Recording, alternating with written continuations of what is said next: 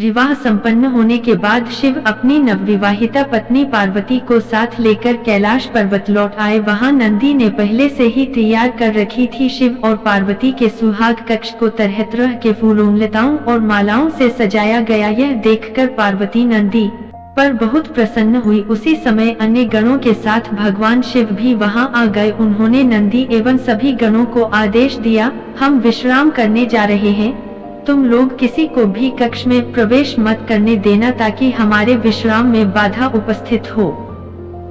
इतना कहकर शिव ने सुहाग कक्ष का द्वार बंद कर लिया। द्वार के बाहर नंदी पहरा देने लगा तथा अन्य गण भी बाहर विचरण करने लगे ताकि कोई व्यक्ति शिव एवं पार्वती के विश्राम में व्यवधान न डाल सके। शिव के विवाह का समाचार पाकर असुरों का राजा तारकासुर प्रसन्न हो उठा। उसे प्रसन्नता इस बात से नहीं हुई कि शिव विवाह बंधन में बंध गए हैं, बल्कि इस बात से हुई कि शिव विश्राम में रत है और अब उसके उत्पातों को रोकने वाला कोई नहीं है। अवसर का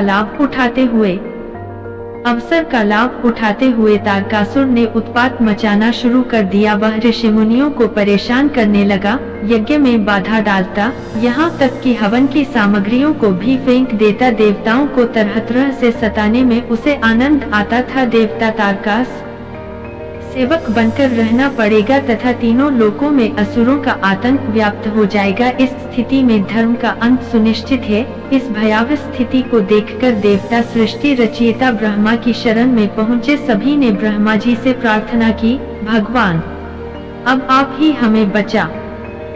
सभी देवता शिव से मिलने चल पड़े। वे जब शिव के सुहाग कक्ष के पास पहुँचे तो नंदी ने उन्हें वापस जाने को कहा। तब देवताओं ने नंदी को तारकासुर के उत्पातों के बारे में बताते हुए कहा कि शिव को सूचना दो, हमारा उनसे मिलना अत्यंत आवश्यक है। देवगण क्षमा करें, मैं यह नहीं कर सकता हूँ। स्वयं शिव ने मुझे आदेश दिया है कि मैं किसी को उनके विश्राम में व्यवधान न डालने दूं।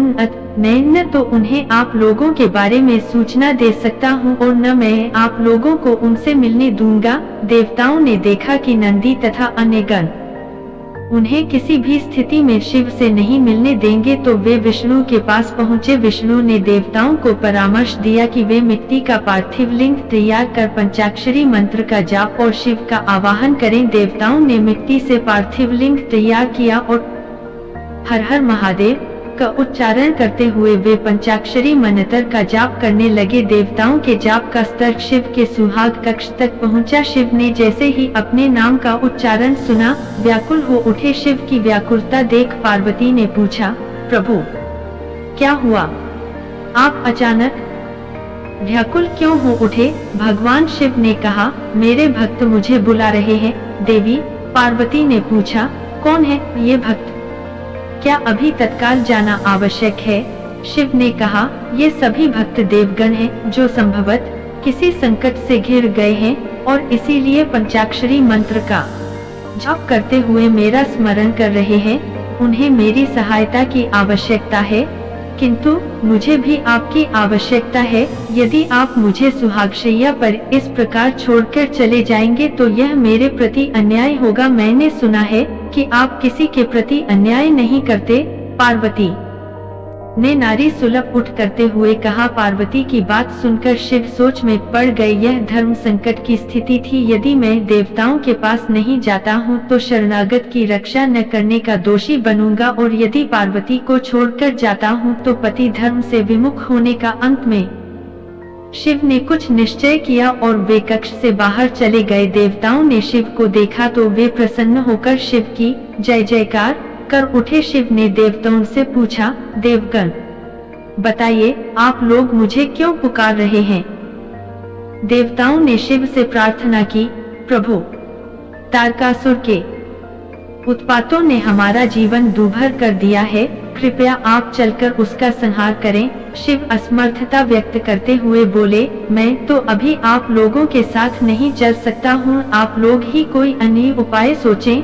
यह सुनकर देवतागण सोच में पड़ गए। उन्होंने मन ही मन विष्णु में उन्हें समझाया कि यदि शिव स्वयं नहीं जा सकते हैं तो वे एक पुत्र की सृष्टि करें तथा उसे तारकासुर का वध करने के लिए भेज दें। देवताओं ने शिव से ऐसा ही निवेदन किया। शिव भक्तों की बात भला क्यों टालते?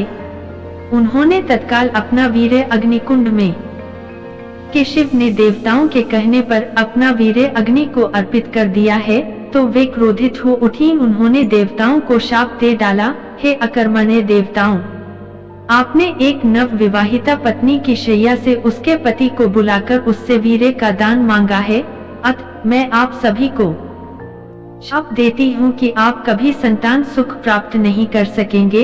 देवी पार्वती के शाप से सभी देवता थर्रा उठे। उन्हें इस अनहोनी का अनुमान नहीं था। वे शिव से प्रार्थना करने लगे कि अब शिव देवी पार्वती के क्रोध को शांत करें और देवताओं को शाप से मुक्ति दिलाएं।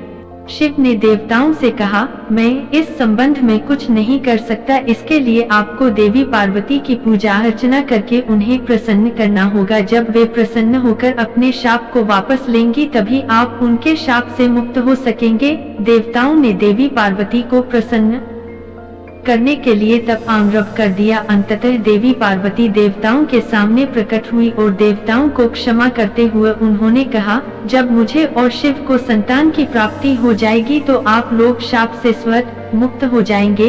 इसके बाद समयानुसार शिव एवं पार्वती को 21 पुत्रों की प्राप्ति हुई, जो शिव के विभिन्न गण समूहों के गणाधिपति बने और इसके साथ ही देवताओं को भी शाप से मुक्ति मिली। भक्ति सागर चैनल का यह वीडियो आपको कैसा लगा? प्लीज लाइक करें, शेयर करें और चैनल को सब्सक्राइब करें और बेल आइकॉन को प्रेस कर दीजिए ताकि आने वाला हर वीडियो का नोटिफिकेशन आपको मिलता रहे। धन्यवाद दोस्तों, आपका दोस्त आपका भाई गोपाल शर्मा।